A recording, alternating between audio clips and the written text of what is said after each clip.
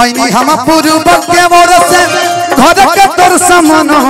गोदवाना मार मुधे कहने अरे पगली जा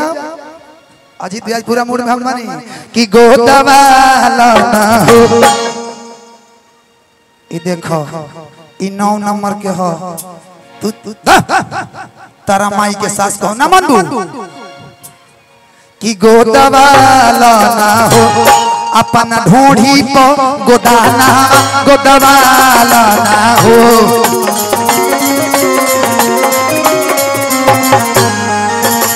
अपन हाथे पर गोदाना गोदवाना हो। ए टिंकुआ के पापा तू लिखवा लो अपना सेव पर आके केरा पर लिखवाइबो फोर मूल में बानी हमरा ना मनो के तक केरा पर तू लिखवाल ये दिल आशिकाना है कि गोदवा अरे बन रहा हमारा बाबूजी के पतो बना यही मुंह से गोड़ छू के भैया ना कोई लेते पगला ई भैया के काम हो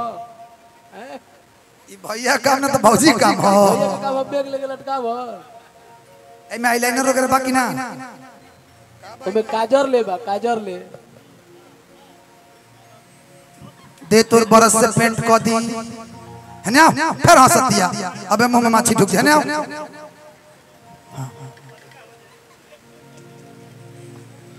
साफ साफ पता चला मेकअप करके नहीं आई हो ना आओ मैं कर दूं ए माला कीनी गोदना गोदवाइबू हो ना गोदवाइबू है ना तो हेने आओ ना भागत कहे बड़ी चुनहा के गोदना ना गोदवाइबू तू हम सब हमको पता है साफ साफ पता चल रहा है गोदना नहीं गोदवाएंगी कि आई हम पूर्व के बोर से ए माला कीनी ए चाची गोदना गोदवाइबू फ्री में गोद दे ना गोदवाइबू मौसी तू गोदना गोदवाइबू ना गोदवाइबू खाली जंतर का दे दिया सीधा पानी कुछ दे दिया गोद दे बोतने में हम कि आई हम पूर्व के बोर से ए माला कीनी नेटवर्क नहीं आएगा कावली सा कि घर के तोर समानवा गोदवाला ना हो हाय देखा है ना अजी तो वो भौजी लिखल बड़ी की पंथी परमेश्वर होता है आराधनो भैया के मेरे लिखल बड़ी सजनवा आई लव यू कि आई हम पूर्व के बोर से ए माला कीनी काहे भागो तारू है ना आना हो आमा गोदी गोदना ना गोदबू तू तो बड़ बाड़ू हो तारा लाज नहीं खेला गो मारो देने खड़ा बा तू गोदना नहीं गोदब कि घर के तोर समानवा आ गोदवाला ना हो ए टिंकुआ के पापा तू लिखवा लो अपना सेव पर आके केरा पर लिखवाइबो फोर मूल में बानी हमरा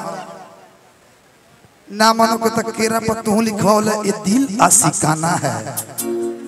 कि गोदवाला ना हो तमाला कीनी तू गोदाना गोदवाला ना हो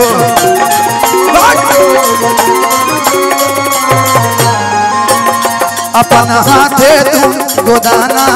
गोदवाला ना हो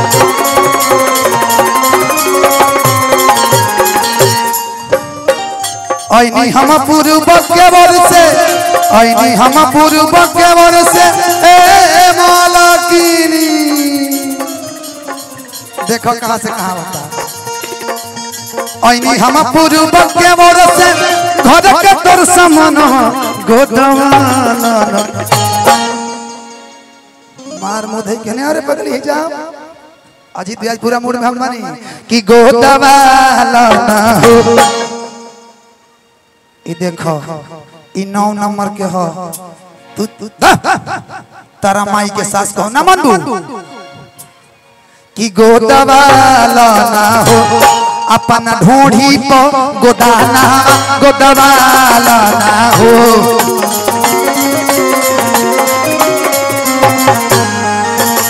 अपन हाथे पर गोदाना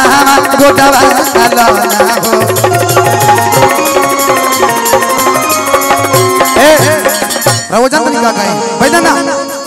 तोरे सदा जी नाना बलमुआ बोली इसके लाभ के चल जाए कि हमके गोदाना बिन तर तोले बलमुआ थोड़ा से राजी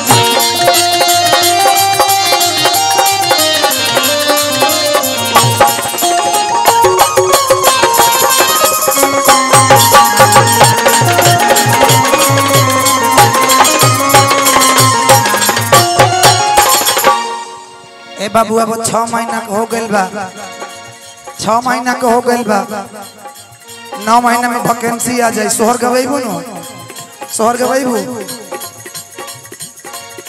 यादव के नाम चाहे पिया ऊ के नाम हो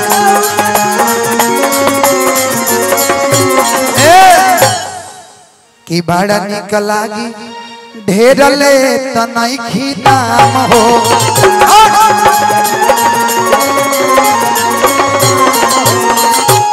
तू कहबू तागा से पीछा ले पीछा से नीचा ले सब जगह रंग दे तू खाली डिजाइन हमके बतावो कि यादव के नाम चाहे पिया ऊ के नाम हो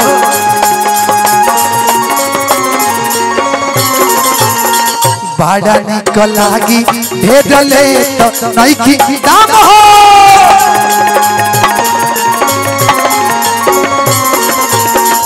निकल ना निकल जल्दी ए मालकिनी ना निकल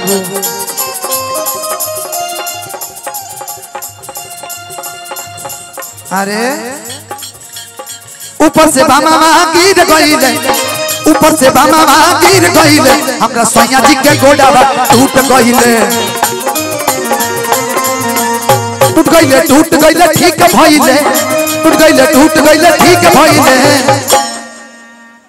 ई बड़ी उफरवा काम करत रहे माइक दी माइक ठीक भइल ए सलोनी की भतार बड़ नाम के तू नहीं ख कोनो काम के रबा कोनो काम के बानी हम देखो अभी होली के रंग में समाइल बानी ठीक बनू हां अब 48 घंटा ल 45 घंटा बाच गइल बटे होली समझलू कि ना बुझत नहीं तो हम यही से कहत नहीं कि लोग के रंग बुझो हो किनी मारी पिचकारी तोरी अरे ढिंगी अंगिया रंग रसिया हो रंग रसिया आओ सलोनी हमारे साथ हम तुम्हें साथ देने के लिए आए हैं और धनंजय को भी कि रंग बरसे भीगे क्या बात है और अमित का where is Amit Upadhyay come here mike दे दी और माइक दे दीजिए अगर आपके पास हो तो ना तो शिकायत हो जाएगा रंग बरसे भीगे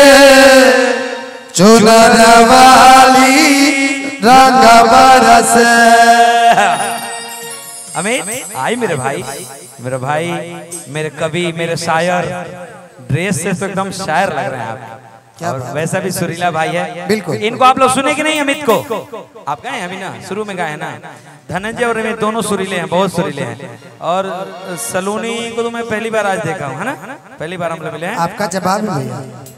हमारा जवाब नहीं क्या एकदम आप हम बचपन से आपको सुन रहे हैं वाह यही तो मेरा सबसे बड़का प्लस पॉइंट है पहचान है कोई कलाकार ऐसा नहीं होगा खेसारी से लेके पवन सिंह जो आपको सुना नहीं पवन सिंह नहीं सुने नहीं सुने भैया नहीं अब वो तो मैं ना बताऊंगा तारा से ढेर दिन के बने तो जानकारी तो हमारा जाता है वैसे मेरे बारे में अभी आपको सुनते हैं भैया